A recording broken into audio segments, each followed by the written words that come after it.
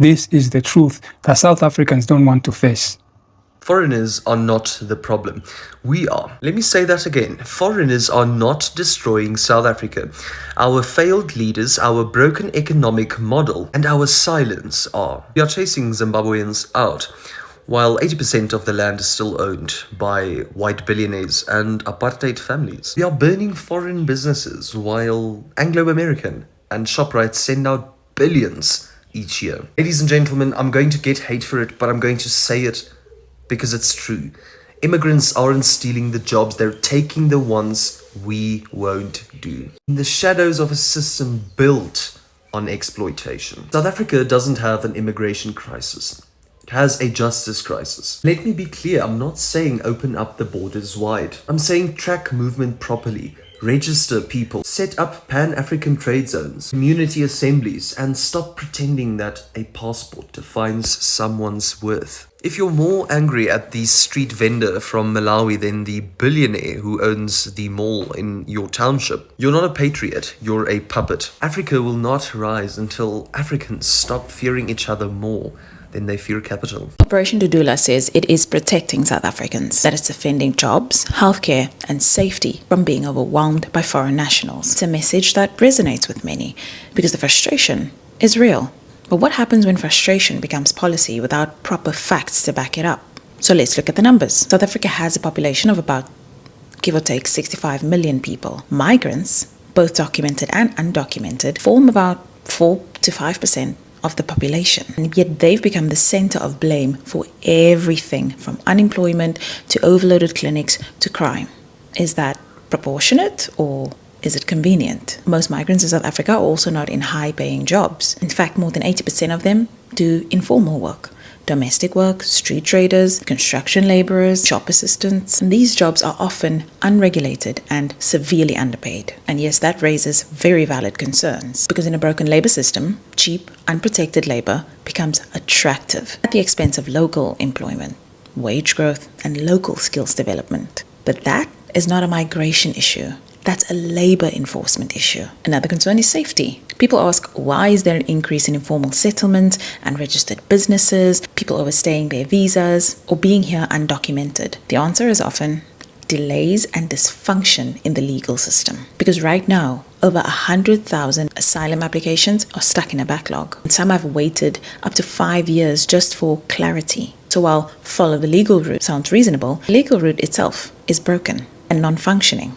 Then there's another flashpoint, healthcare. There's a deep belief that migrants are overwhelming clinics and hospitals, but surveys by medical NGOs show the opposite. Many migrants avoid clinics and hospitals out of fear of being either mistreated or deported. So again, the problem is not overuse, it's exclusion, poor communication, and underfunded systems. And here's something we don't talk about enough. Western migrants from Europe, North America, Australia, they are also here. They live in well-resourced suburbs, benefiting from favorable exchange rates, and have access to top-tier private healthcare. But public anger never focuses on this. So when we do debate migration, we must ask, are we being objective or selective? The truth is, South Africans have valid concerns about unemployment, about exploitation, about safety, but blaming migrants, especially low-income African migrants, don't solve our problems. It won't build jobs for us. It won't fix our housing. It won't reform home affairs and improve labor protections. Those are structural failings, and they also need structural solutions. So before we rally behind movements that promise protection, we need to ask, are they offering solutions or are they scapegoating? Because if the goal is a safer, fairer, functional South Africa, then we need policies based on facts, not fear. I want to know which foreigner took a job from who. Because you are here, you are the anchor of the SABC. There is no foreigner who can come here and just take your job and say, from today I'm sitting here. The bosses would have allowed that.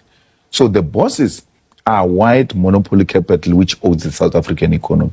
It's the one that brings foreigners into the country, give them jobs because they are going to pay them lower wages. And then from there come to South Africans and say, these people are taking your jobs. And then they make us fight.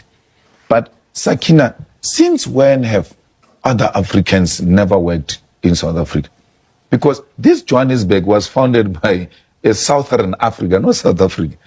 That's why the language Fanaka law exists. Because these people came from everywhere to come and mine this diamond that we're enjoying and gold we're enjoying today in Gauteng. So they met from Mozambique, they met from Malawi, they met from Zambia, Zimbabwe. They came together, they couldn't hear one another. They even developed a language called Fanagalo. EFF was not there when that was formed. So it's not true that this is something that is happening for the first time. It has always been.